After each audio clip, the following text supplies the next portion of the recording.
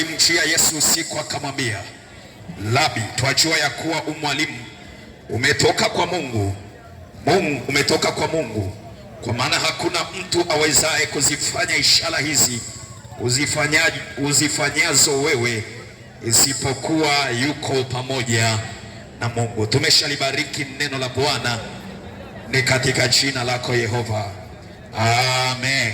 Amen. Ninataka tunizungumze machache kwa habari ya mambo ambayo Yesu alikuja kuyafanya au anayafanya hata sasa. Amen. Biblia inazungumza, inasema kuna mtu mmoja alikuwa anaitwa Nikodemo. Nikodemo alikuwa ni mkuu, ni mzee katika baraza la watu wa Yahudi au Waisraeli. Huyu mtu alikuwa anaheshimiwa sana, alikuwa ni mmoja wa wazee wale ambao walikuwa wanaheshimiwa katika taifa la Israeli. Biblia inasema kutokana na ile heshima ambayo Nikodemo alikuwa nayo, aliyasikia maneno ya Mungu aliye hai, akazisikia habari za Yesu. Lakini kutokana na ile heshima aliyokuwa nayo Nikodemo na namna ambavyo watu walikuwa wanamzunguka, na kwa vile watu wa ile mji au watu wa Yahudi walikuwa hawaamini kwa habari ya Yesu, Biblia inazungumza, inasema Nikodemo akaamini yale maneno ambayo Yesu Kristo alikuwa anayasema. Na alipoyaamini Nikodemo yale maneno, akawa anashindwa namna ya kumwendea Yesu. Anawaza, Yesu nitamwendea kwa namna gani? Maana nikimwendea Yesu wananiona watu na heshima yangu ninamwendea Yesu. Ndio ambavyo watu wengi leo wamezuiwa kutokana na heshima ambayo wako nayo makanisani kwao. Wanaona wakienda kwa Yesu, wakiokoka, wanaonekana kama wamezalaulika. Biblia inasema Nikodemo akapata chansi, na alipopata chansi akatoka usiku kama wa saa 3 saa 4, ikabidi amwendee Yesu Kristo. Akaenda kwa Yesu, na alipofika kwa Yesu, Nikodemo neno la kwanza alilosema ni kwamba, Mwalimu, tunajua ya kwamba umetoka kwa Mungu, na ishara ya kwamba unatoka kwa Mungu ni zile ishara ambazo unazifanya. Maana kupitia zile ishara ambazo unazifanya, hakuna mwanadamu yoyote anayeweza akazifanya zile ishara ambazo unazifanya wewe. Mama yake ni nini? Nikodemo alisikia na kujua ya kwamba Yesu anafanya ishara ambazo tangu azaliwe Nikodemo na uzee wake alikuwa bado hajaona ya kwamba kuna mtu anaweza akafanya hizo ishara. Ishara kama watu kufufuliwa, ishara kama watu kuponya magonjwa, ishara kama watu kusamehewa dhambi, ishara kama watu kutolewa kwenye hali mbaya wanaingia kwenye hali nzuri. Nikodemo hakuwahi kuyaona hayo mambo. Biblia inazungumza, inasema ya kwamba Nikodemo akiwa ni usiku amemwendea Yesu akamwambia ya kwamba, Mwalimu, tunajua ya kwamba umetoka kwa Mungu. Mtu yoyote aliyetoka kwa Mungu ni mtu aliyetumwa na Mungu kuyafanya matendo makuu ambayo Mungu amemtuma kwayo. Niko mambo matatu ambayo Yesu Kristo aliyafanya yakamshitua Nikodemo, ambayo nataka niaseme kwako kwa dakika chache. Yesu Kristo ameletwa kwetu, Yesu Kristo amekuja kwetu, na alipokuja kwetu akaanza kuyafanya yale mambo, na Nikodemo alipoyaona na watu wengine walipoyaona, wakasema hii jambo sio jambo la kawaida, ni mtu huyu ametoka kwa Mungu. Maana kuna kitu Mungu amekiweka ndani yake, sio jambo la kawaida. Kuna mambo ambayo kwa akili ya kibinadamu sio jambo la kawaida, ni mpaka kuna kitu cha ziada kiingie ndani ya mtu kuonyesha ya kwamba yanayofanyika sio mambo ya kawaida. Amen. Bwana Yesu asifiwe sana. Amen. Haleluya. Amen. Haleluya. Amen. Haleluya. Amen. Jambo la kwanza ambalo Yesu alikuja kulifanya na ambalo lilimshangaza Nikodemo ni Yesu kusamehe dhambi. Yesu alipokuja kusamehe, Yesu alipokuja duniani, jambo la kwanza lilokuja kufanya ni kutusamehe na kutuondoa kwenye vifungo vya dhambi. Maana mwanadamu alikuwa amefungwa na dhambi, pamoja na kwamba dini zilikuwepo, lakini bado dini zilikuwa sio suluhisho la kumfanya mwanadamu atoke kwenye dhambi. Biblia inazungumza, inasema ya kwamba Yesu alipokuja, yeye akaja kutusamehe dhambi. Hakuna mwanadamu anaweza kumsamehe dhambi mwanadamu mwenzake ila na kuwepo mwanaume Yesu Kristo. Yeye alipokuja akatuondoa kwenye vifungo vya dhambi ambavyo tulikuwa tumefungwa navyo. alipokuja, waliokuwa makahaba, waliokuwa wanauza miili yao, Yesu akawasamehe dhambi. Matokeo yake hawakuwa makahaba tena, wakawa watumishi wazuri wa Mungu. Yesu alipokuja, wale wezi kina Zakayo hawakuwa wezi tena. Yesu aliwabadilisha, wakawa watumishi wazuri. Badala ya kuiba wakaanza kuwapa watu sadaka, badala ya kuiba wakaanza kuwasaidia watu.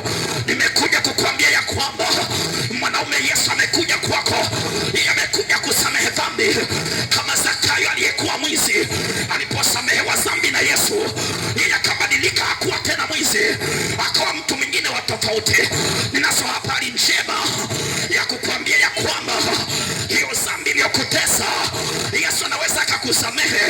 Hiyo dhambi inayokuzinga, umeishi kwenye maisha ya dhambi ambayo hata mwenyewe unayachukia, umeishi kwenye maisha ya dhambi ambayo hata mwenyewe yanakutesa, unashindwa namna ya kutoka, umejaribu kwa kila namna lakini haujaona njia ya kutoka. Leo nimekuletea njia.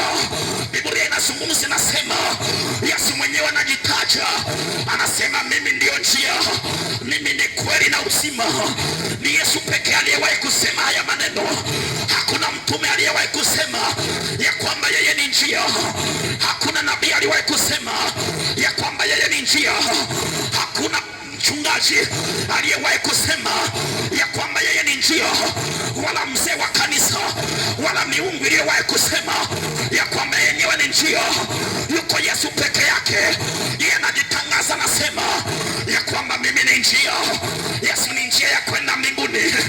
Ukitaka uende mbinguni, hebu njoo kwa Yesu, atakusaidia. Ukitaka uende mbinguni baba, ukitaka uende mbinguni mama, uachane na dhambi inayokutesa, uachane na mateka yanayokusumbua. Yuko mwanaume Yesu Kristo, ndiye atakutoa kwenye vifungo vya dhambi ambavyo vimekufunga. Iko njia, iko njia baba. Njia pekee ni Yesu. Hii njia inakupeleka uzimani. Amen. Haleluya. Amen. Haleluya. Amen. Jina la Bwana libarikiwe sana. Amen. Ziko njia baba, ziko njia mama.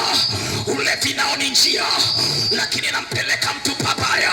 Wizi nao ni njia, lakini nampeleka mtu pabaya. Halao zinana yenyewe ni njia, lakini matokeo yake ni mabaya. Ngoja nikuambie, wizi nao ni njia, lakini mwisho wake ni mbaya. Umalaya na wenyewe ni njia, lakini mwisho wake ni mbaya. Mmoja kuletea njia moja, inaitwa Yesu Kristo. Hii ni njia takatifu. Hii ni njia ya pekee ya kukufikisha kwa Bwana. Hii ni njia nzuri ya kukufikisha kwa Mungu. Maandiko yanasema iko njia. Suleiman anafungua kinywa chake, anasema iko njia ionekanayo kuwa sawa machoni pa mtu. Unaweza kulewa, unaweza kuona ulevi ni njia, unaweza kuona uongo ni njia, unaweza kuona kutembea na wake za watu, unaona ni njia, unaweza kuona kutembea na waume za watu, na yenyewe ni njia. Lakini mwisho wa njia hiyo, maandiko yanasema ni njia za mauti.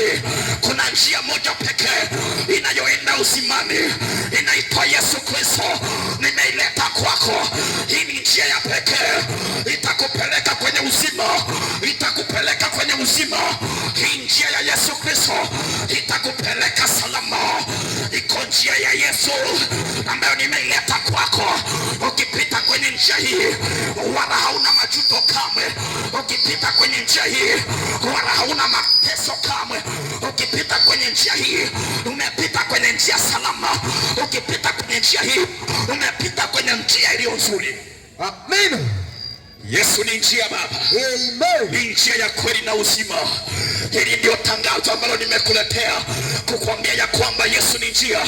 Yesu ni njia ya kusamehe dhambi. Waliokimbia kwa Bwana Yesu walisamehewa dhambi zao kwa sababu Yesu ni njia. Waliokimbia kwa Bwana Yesu waliondolewa dhambi zao kwa sababu Yesu ni njia. Ndugu yangu, ngoja nikwambie, hii ndio siri nimetumwa nikwambie ya kwamba Yesu ni njia. Yesu ni njia. Hii ni njia ya kweli na inakupeleka uzimani. Ni njia ya kweli na ikupeleka mara salama. Uchawi ni njia, lakini mwisho wake ni mauti. Uongo ni njia, lakini mwisho wake ni mauti. Iko njia pekee inayokupeleka uzimani, na yenye unaweza ukaidharau, lakini ndio njia pekee mama, ndio njia pekee baba. Kungelikuwa na njia nyingine ningelikuambia, lakini najua njia moja ni njia ya Yesu Kristo. Anasema yeye ni njia. Ndugu yangu, ngoja nikwambie, maisha ya dhambi yanachosha. Kama Yesu sio njia juu ya maisha yako, utaishia kuteseka. Maisha ya dhambi yanaua. Kama Yesu sio njia, ndugu yangu, unafika pabaya. Maisha ya dhambi yanaua. Kama Yesu sio Bwana, kama Yesu sio njia, ndugu yangu, unapita pabaya. Hebu mkubali Yesu, yeye atakusaidia, atakutoa kwenye utumwa wa dhambi uliotesa maisha yako. Ndugu yangu, atakutoa kwenye utumwa wa dhambi uliokutesa kwenye maisha yako. Amen. Haleluya. Amen. Jina la Bwana libarikiwe sana. Amen. Jina la Bwana libarikiwe sana. Amen. Yesu ametutuma tukwambie ya kwamba anakupenda na tamani utembee katika njia iliyo sahihi. Njia iliyo sahihi ndiyo hii, ambayo ni njia ya usalama juu ya maisha yako baba, njia ya usalama juu ya maisha yako mama.